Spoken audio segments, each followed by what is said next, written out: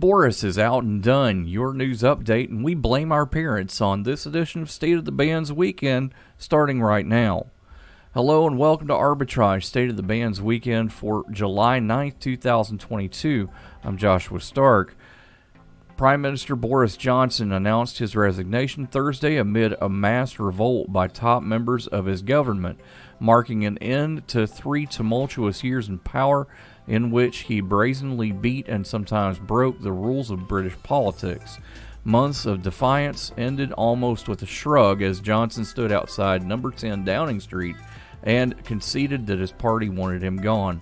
"Them's the breaks," he said. The brash 58-year-old politician who took Britain out of the European Union and steered it through COVID-19 and the war in Ukraine was brought down by one scandal too many, this one involving his appointment of a politician who had been accused of sexual misconduct. Former Japan Prime Minister Shinzo Abe was assassinated Friday on a street in western Japan by a gunman who opened fire on him from behind as he delivered a campaign speech, an attack that stunned the nation with some of the strictest gun control laws anywhere. The 67-year-old Abe, who was Japan's longest-serving leader when he resigned in 2020, collapsed bleeding and was airlifted to a nearby hospital in Nara. Although he was not breathing and his heart had stopped, he was later pronounced dead after receiving massive blood transfusions, officials said. Abe became Japan's youngest prime minister in 2006 at age 52, but was overly nationalistic his first stint and ended a year later due to his health. He returned in 2012. Twitter said it removes 1 million spam accounts each day in a call with executives Thursday during a briefing that aimed to shed more light on the company's fake and bot accounts as it tussles with Elon Musk over spam bots. The Tesla CEO, who was offered to buy Twitter for $44 billion, has threatened to walk away from the deal if the company can't show that less than 5% of its daily active users are automated spam accounts. Musk has offered, without presenting evidence, that Twitter has significantly underestimated the number of those spam bots, automated accounts that typically promote spam and scams and misinformation on its service. One note submitted to the federal judge sentencing a 38-year-old California woman for embezzlement claimed a biopsy had revealed cancerous cells in her uterus. Another indicated that she was undergoing a surgical procedure and her cancer had spread to the cervix. Yet another letter warned she cannot be exposed to COVID-19 because of her fragile state.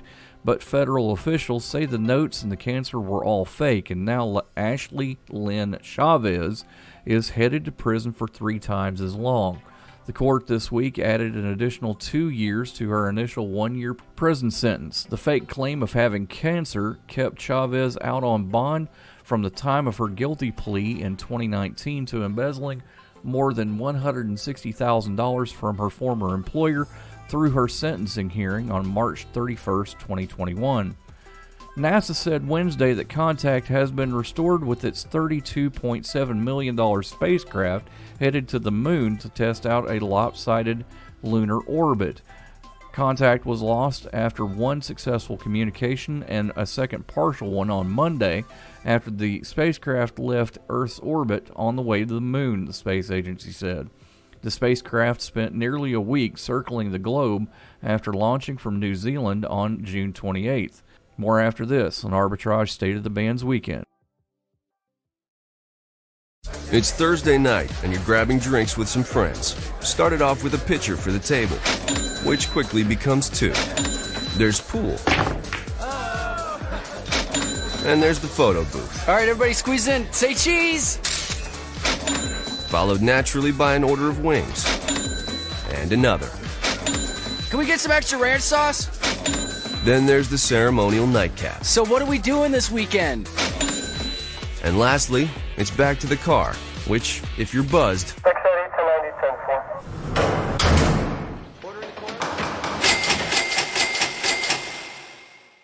could be the most expensive night of your life. Getting pulled over for buzz driving could cost you around $10,000 in fines, legal fees, and increased insurance rates. Nothing kills a buzz like getting pulled over for buzz driving, because buzz driving is drunk driving. Brought to you by the National Highway Traffic Safety Administration and the This Ad week's Council. State of the Bands blog includes It's in Your DNA, Back to the Moon, and Royce and I Plan Vacation. Yep, it's going to be fun. All this and more in this week's State of the Bands blog, available now at arbitragetrade.com. Now let's go to the president and CEO of Arbitrage, Mr. Royce Wells, for more. Royce, you have tiny humans. I do have a bunch of tiny humans, and they worship me. You have tiny humans, and I'm assuming they kind of look like you? A little bit. More like their mom, thank God. Poor but, you know. kids. No, Right? I was about to say poor. No. Uh-oh.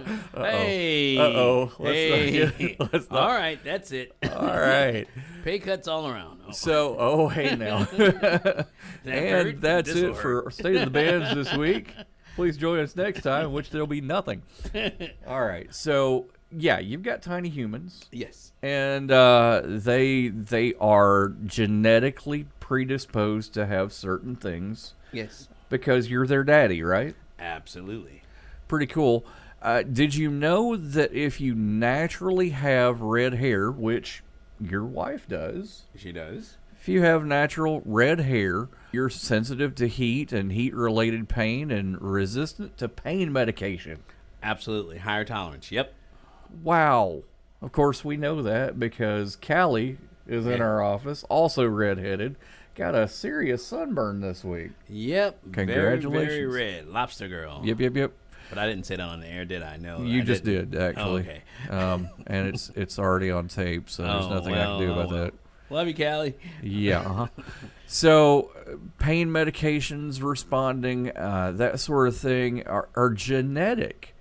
Understood. It's not really understood why. It's not really understood what happens here, but it's considered a mutation, right? Yes. Yes. It's considered a mutation. A gene mutation, even. And the weird thing about genetic predispositions is that brown hair and brown eyes are kind of the default. Yes, they are the dominant trait. They are the brown phenotype is the predominant feature. Yes. Phenotype. I get to use the word phenotype. And hey, you started out female too. Did you know that? Don't judge me. I'm just saying. But we all started out female, so that might be something we need to think about. Until yes, the ovum meets the sperm. Yes, that's when the guy carries the differentiator. Careful there. The Y chromosome. Family show. I know, Y chromosome. Family show. Hey, we didn't say how they got there. Family show. So the interesting thing is that through genes we get so many traits, and the interesting thing about it is that there is a certain amount of melanin in eyes, and it's just amazing to see how kids come out and how kids go. You even have a thrill-seeking gene. A thrill-seeking gene. All right, tell me more about this gene. A thrill-seeking gene also contains the presence of other neurological and psychological disorders like ADHD and schizophrenia. Uh-oh. Now, Definitely don't know too much about that one. Now, if you're a thrill-seeker guy who can't pay attention and talks to himself a lot, we know something's wrong there. I'll just nickname him Mumbles. We got this. The more you know. More after this. Hi, we're the Goo Goo Dolls. We're fortunate that we can give our daughters everything they need to grow and learn. But not every child can focus on classes and play dates. Nearly 13 million kids in the U.S. face hunger. That's 1 in 6. School lunch might be their only meal each day, and it's heartbreaking to imagine any child going to bed hungry. We're dreaming of a perfect day when kids can smile, play, and just be kids without worrying about where their next meal will come from. Feeding America is working to make that perfect day a reality. Each year, the Feeding America network of food banks rescues billions of pounds of good food that would have gone to waste. That food is given to families and children in need. Being a kid should be about doing things that make an ordinary day extraordinary. Learning to play an instrument, building a sandcastle, hosting tea parties. Hunger should never be an obstacle to growing up. You can help end childhood hunger in your community by visiting feedingamerica.org. Brought to you by Feeding America and the Ad Council. A satellite the size of a microwave oven successfully broke free from its orbit around Earth on Monday and is headed toward the moon, the latest step in NASA's plan to land astronauts on the lunar surface again. It's been an unusual journey already for the Capstone satellite. It was launched 6 days ago from New Zealand's Mahia Peninsula by the company Rocket Lab in one of its small Electron rockets. It will take another 4 months for the satellite to reach the moon as it cruises along using minimal energy. If the rest of the mission is successful, the Capstone CubeSat satellite, only about the size of a microwave oven, will be the first to take the new path around the moon and will send back vital information for at least 6 months. Technically, the new orbit is called a near rectilinear halo orbit. It's a stretched out egg shape with one end passing close to the moon and the other far from it. Imagine stretching a rubber band back from your thumb. Your thumb would represent the moon and the rubber band the flight path. It will have equilibrium, poise, and balance, NASA wrote on its website. This pathfinding CubeSat will practically be able to kick back and rest in a gravitational sweet spot in space where the pull of gravity from Earth and the Moon interact to allow for a nearly stable orbit.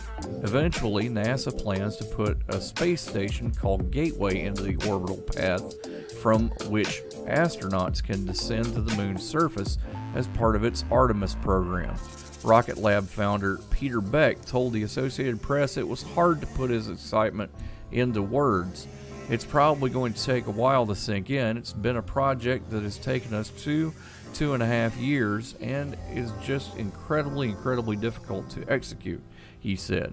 So to see it all come together tonight and see that spacecraft on its way to the moon, it's just absolutely epic. Beck said the relatively low cost of the mission, NASA put it at $32.7 million, marked the beginning of a new era for space exploration. For some tens of millions of dollars, there is now a rocket and spacecraft that can take you to the moon, to asteroids, to Venus, to Mars, Beck said. It's an insane capability that's never existed before. The Electron rocket that launched June 28th from New Zealand was carrying a second spacecraft called Photon, which separated after 9 minutes. The satellite was carried for 6 days in Photon, with the spacecraft's engines firing periodically to raise its orbit farther and farther from Earth. A final engine burst Monday allowed Photon to break from Earth's gravitational pull and send the satellite on its way. For now, the plan is for the 25-kilogram satellite to go overshoot the moon before falling back onto the lunar orbit November 13th. The satellite will use tiny amounts of fuel to make a few planned trajectory course projections along the way. Beck said they would decide over the coming days what to do with Photon, which had completed its tasks but still had a bit of fuel left in the tank. There's a number of really cool missions we can actually do with it, Beck said. Rocket Lab spokesperson Morgan Bailey said it was one of the most ambitious and complex missions it had undertaken so far and comes after more than 2 years worth of work with NASA and Advanced Space. She said it will be the first time Rocket Lab has tested its Hyper-Curie engine that will be used to power Photon.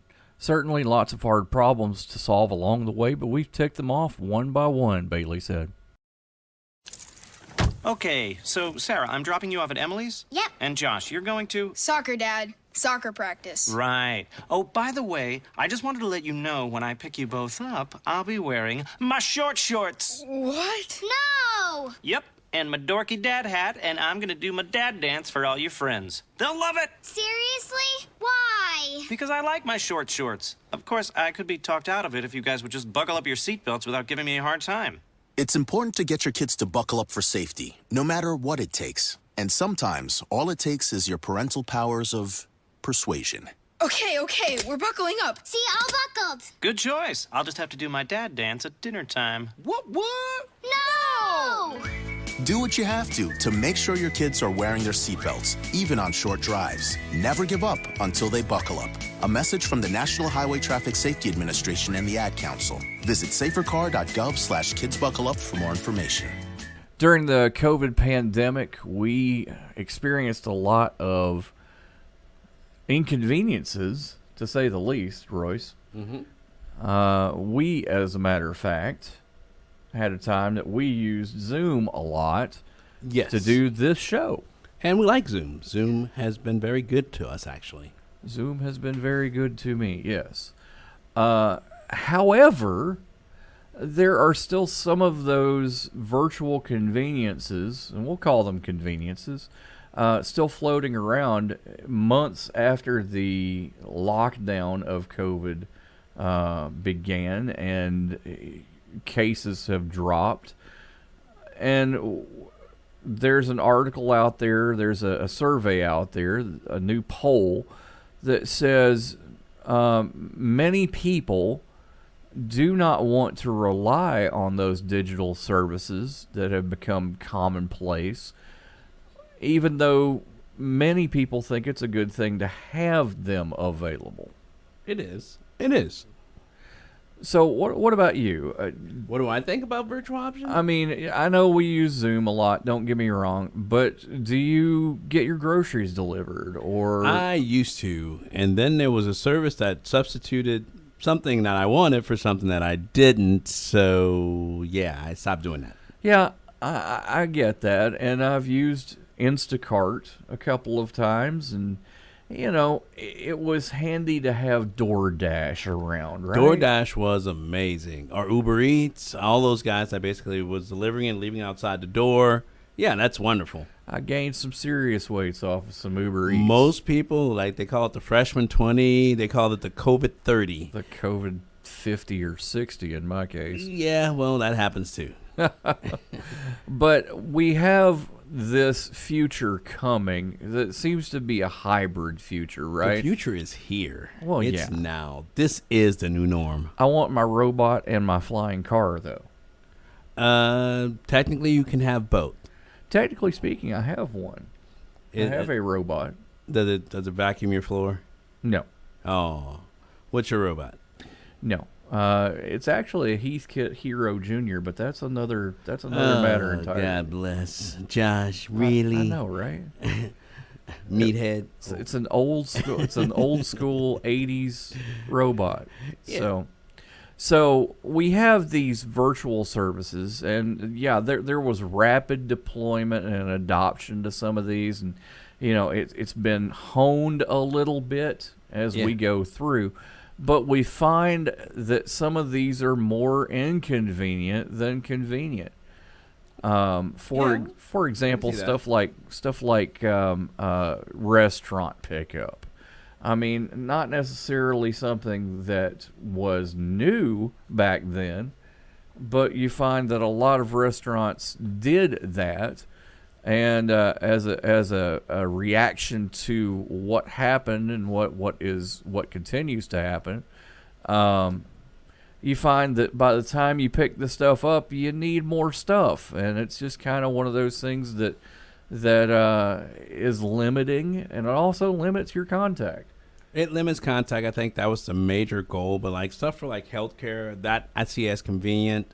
Stuff for other, like going to the office, well, it depends on if you have to do anything physical or if you schedule meetings. Meetings, and it can be virtual or in person. That's true. As long as you show up on time. Well, that is true, too. More after this, speaking of time. No word in the English language is less convincing than probably. Are you sure we should get matching tattoos on our first date? Sure. We'll probably stay together. Probably? It's been 23 minutes since I ate. I can probably swim. You should wait 30 minutes. Okay, now tell me what to do. Cannonball! Cramp! Oh, I have a cramp. I can probably hit the green from here. Probably. Can I get a mulligan? Ready to go? Hey, are you sure you're okay to drive? Yeah, I'm pretty sober. Yeah, I'm probably okay. Probably okay isn't okay, especially when it comes to drinking and driving. If you're drinking, call a cab, a car, or a friend. Buzzed driving is drunk driving. A message brought to you by NHTSA and the Ad Council. Fly high with these picks on winners and losers Aeronautics Airplanes Edition. This winter up 13%, designs, develops, produces, delivers, and supports a portfolio of robotic systems as well as related services for government agencies and businesses. It operates in two segments, unmanned aircraft systems and medium unmanned aircraft systems. AeroVironment, symbol AVAV, starts at $84.64 a share. Next, this winter up 4%, produces and sells forgings and machine components primarily for the aerospace and energy markets in North America and Europe. The company's processes and services include forging, heat treating, and machining. SIFCO, symbol SIF, starts at $3.13 a share. And this winter, up 3%, holds concessions to develop, operate, and maintain airports in Mexico. The company operates 13 international airports and also operates the NH Collection Hotel and Terminal 2 of the Mexico City International Airport and a hotel under the Hilton Garden Inn name at Monterrey International Airport. North Central Airport Group, symbol OMAB, starts at $49.67 a share. Losers this month, down 32%. This loser designs, engineers, manufactures, repairs, overhauls, and distributes aerostructures, aircraft components, accessories, sub-assemblies, and systems worldwide. It operates in two segments, Triumph Systems and Support and Triumph Aerospace Structures. Triumph Group, symbol TGI, starts at $13.34 a share. Next, at 11% down, this loser designs, develops, manufactures, sells, services, and supports commercial jetliners, military aircraft, satellites, missile defense, human spaceflight, and launch systems, and services worldwide. The company operates through four segments: commercial airplanes, defense, space and security, global services, and Boeing Capital. Boeing, symbol BA, starts at $140.13 a share. Last at 6% down, this loser develops, manufactures, and sells aircraft and systems in Brazil, North America, Latin America, the Asia Pacific, Europe, and internationally. It operates through commercial aviation, defense, and security, executive jets, service and support, and other segments. Embraer, symbol ERJ, starts at $8.75 a share. Winners and losers is provided for informational purposes only and does not constitute advice in trading. Percentages and stock prices were current as of time of recording. Arbitrage Trade Analytics LLC is solely responsible for the content of this podcast, but you should seek out the assistance of a licensed professional for investment advice. Okay, gang, so chances are there'll never be an emergency ever again. Mm-hmm. But just in case, let's talk about a plan. Okay. So who's gonna do what? Anyone? Yeah, okay, perfect. We'll figure it out as we go. So, who is going to grab the go bag? What's a go bag? It is a bag we do not have that is filled with things we really need in an emergency. Guess we won't have to worry about it then. Ah, good point. So, we all know who to call if something happens then, right? I'd have to call Jill, Devin, Melissa, Karen, and Bruce. And I will try to call all of you, but Greg doesn't have a cell phone. Dad's phone will have a dead battery. No doubt. And Julie will be on the phone with Jill, Devin, Melissa, Karen, and Bruce. Well, this is great. I am so glad that we don't have a plan. I know. Winging it is not an emergency plan. Make sure your kids know what to do during an emergency, who to call, where to meet, what to pack. Visit ready.gov/kids for tips and information. A public service announcement brought to you by FEMA and the Ad Council. Why was the basketball court all wet? Because the players kept dribbling on it. The dad joke. Corny, groan-worthy, but also one of the simplest ways to share a moment with your kids. What did the buffalo say when he dropped his son off for school? Bye, son. So take a moment to make your kid laugh, because dad jokes rule. Make your kid laugh today. Go to fatherhood.gov. Brought to you by the U.S. Department of Health and Human Services and the Ad Council. Adopt US Kids presents What to Expect When You're Expecting a Teenager. Learning the lingo. Jelly. Jelly adjective.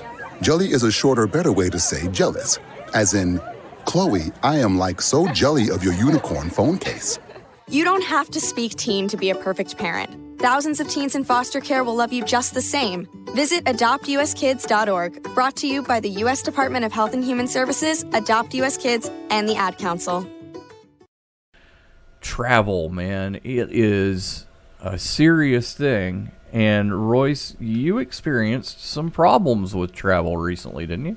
Yes, I got stuck at an airport. And then they canceled. Or first they moved it. Then they moved it again. Then they canceled it. And I'm still waiting for that voucher in the mail. But I made it home. Well, we're glad to have you back. That's for sure. Yeah, definitely. It was a good trip. Yeah. Otherwise. We reported this week that Scandinavian Airlines is reporting a loss, and they are therefore filing for bankruptcy. Yay! Because they had 1,000 pilots walk out. Well, hey, pilots, man, do they have a union? Pilots are kind of important. Technically speaking, no. Interesting. They just walked independently? Pardon me. Scandinavian pilots. Wow. Yeah. I like Scandinavian pilots. I had 1,000 of them. That means I can have 1,000 planes. That's true. I'm moving to Scandinavia. Well, technically speaking, I mean, depending on the plane, you have to have 2 pilots for some planes. Okay, so can I have 2,000 or 500 planes then? Fine. Possibly. I don't know. For redundancy, I only fly 250? I like this. Let's talk about what's going on with travel this summer, because it's going to be a really crucial time for a lot of places. For example, Europe and Asia. Some locales like the American Midwest, the French Riviera, are showing some rebound. Not a definitive bounce, but more of a lumpy path. As people start to schedule. Yes. Yeah. Things like China and Japan, who have basically shuttered, had a zero COVID tolerance, or now Japan has opened up. I heard the United States was one of the countries, but certain countries cannot get in. For example, Great Britain cannot get in. Really? And if you do get into Japan, especially, let's talk about this for a second. Okay. You have to have a chaperone. A chaperone. Excellent. Yeah. So what it is basically you test negative for COVID first and foremost as soon as you get off the plane. You may be put into a quarantine situation if somebody on the plane had COVID. Oh, wow. But they are doing guided tours of certain parts of Japan for foreign tourists now. It's an island. How big can a guided tour be? Quite large, actually. Is it like a giant museum now? I don't know, but for all intents and purposes, from what I've heard, the guided tour is very bland. To your left, Hiroshima. To your right, Nagasaki. What? Yeah. Tokyo. You go to all the places, and you can't wander off from the group. That's the point. Oh, okay. So it's not one per person. It's like I'm hoping it's a group. It's a tour group, but if you wander off from the tour group, you get back on a plane and get sent back to the country. Well, hey, stay with the group. Herd mentality. Let's go. I don't know, man. Well, we'll plan our vacation later, but for now, that's it for us. See you next time. Moo. Arbitrage Trade Analytics, LLC, is a privately held market research company. Arbitrage Trade Analytics, LLC, is solely responsible for the preparation and distribution of the content of this podcast. The opinions offered in this podcast are for informational purposes only and are not intended to be investment advice. Seek a duly licensed professional for investment advice. For more information about the informational research and services offered by Arbitrage Trade Analytics, LLC, please visit arbitrage